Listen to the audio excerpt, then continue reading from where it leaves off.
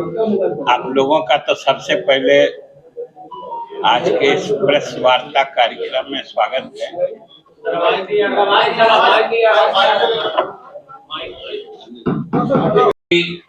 हम लोग 10 लाख सरकारी नौकरी देंगे नौजवानों। 10 लाख में से 9 लाख से अधिक 1-1.5 महीना पहले हो चुका था और समझिए 7,000 अभी हुआ है, आज हुआ है।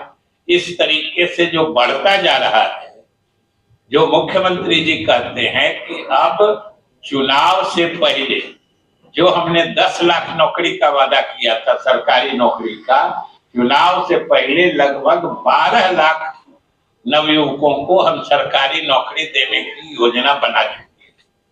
तो ये सरकार की बड़ी उपलब्धि है और बिहार के बेरोजगार नौजवानों को बड़ा तोहफा है।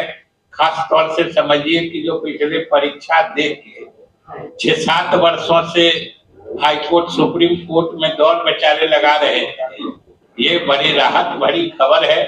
इसलिए हमने सोचा कि आपके माध्यम से बिहार सरकार जो नौजवानों को सरकारी नौकरी देने का पहल कर रही है, ये बात बिहार के लोगों तक भी जानी चाहिए, क्योंकि आप लोग तो देखते रहते हैं, पता नहीं कहां से लोग नौकरी देने का दावा भी करने लगते हैं। कुछ लोग कहते हैं कि हम थे तो नौकरी दिए थे। अब सोच लीजिए कहाँ है कि नौकरी बंद हो गई।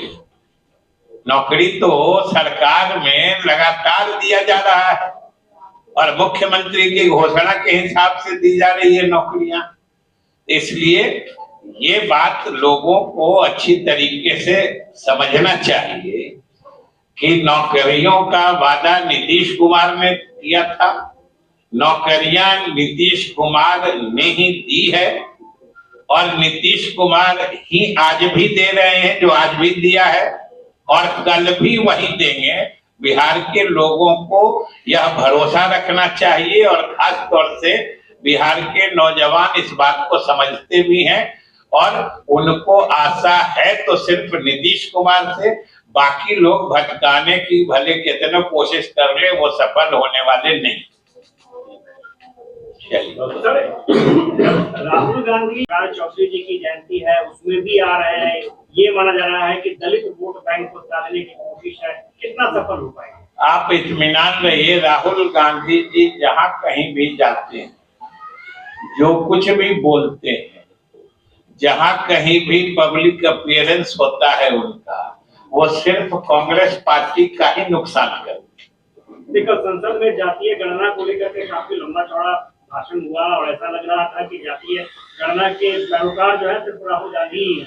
समझ लीजिए, इसका मतलब उनको मालूम नहीं है कि बिहार सरकार ने जातीय गणना के मामले में और खास तौर से हमारे मुख्यमंत्री नीतीश कुमार जी ने तो जातीय गणना कराकर उसके आंकड़े प्रकाशित कर और उन आंकड़ों के आधार पर जो दलित, महादलित या पिछड़ों की संख्या बढ़ी थी, उस प्रतिशत के हिसाब से आरक्षण भी बढ़ाने का फैसला कर लिया। अब उनको उनकी नींद आज खुली है तो वो अपने नींद में कुछ देख रहे हैं। लगता है अभी तक पूरे जगह नहीं है और जातीय गणना का अर्थ समझ नहीं पाते हैं, क्योंकि बिहार या छोड़िए देश में अगर कोई ईमानदारी से जातीय गणना की बात करेगा या जातीय गणना की बात करने में वो गंभीर है, जिम्मेदारी से बात कर रहा है, तो वो सिर्फ नीतीश कुमार का नाम उसको लेना पड़ेगा। और अगर नहीं लेता है, क्योंकि बिहार ने ही देश को रोशनी दिखाई है इस मामले में, तो जो नाम नहीं लेता है वो ईमानदार नहीं है। सर, नेता प्रतिपक्ष का एक आरोप है कि आज की तारीख में पुलिस जो है कहीं ना कहीं आरएसएस के दबाव में काम कर रही है। मधुबनी की एक घटना का जिक्र किया गया है, कल वहां पर वो गए भी थे और ये कहा गया है कि एक डीएसपी ने अल्पसंख्यक समुदाय के एक शख्स को बुरी तरह से पीटा है और अल्पसंख्यकों पर अगर कोई बुरी निगाह रखेगा तो उसका टेढ़ी निगाह जो है उसको भी हम सीधा कर देंगे। बिहार के अल्पसंख्यकों को और बिहार ही नहीं, देश के अल्पसंख्यकों को अगर संपूर्ण देश में किसी एक राजनेता पर भरोसा है तो वो सिर्फ और सिर्फ नीतीश कुमार है। क्योंकि बिहार में जितना अल्पसंख्यकों के हित में काम हुए, नारेबाजी, उनका मनोवैज्ञानिक शोषण करने वाली बहुत पार्टियां, लेकिन उनकी आर्थिक हालत सुधारने के लिए अल्पसंख्यकों में इल्म यानी शिक्षा के प्रचार प्रसार के लिए अगर किसी एक प्रदेश की तरक्की मिसाल बनी हुई है तो वो बिहार है, जिसमें नीतीश कुमार ने अल्पसंख्यकों के हित में इतने फैसले किए हैं कि दूसरे राज्य उसका अनुकरण कर रहे हैं।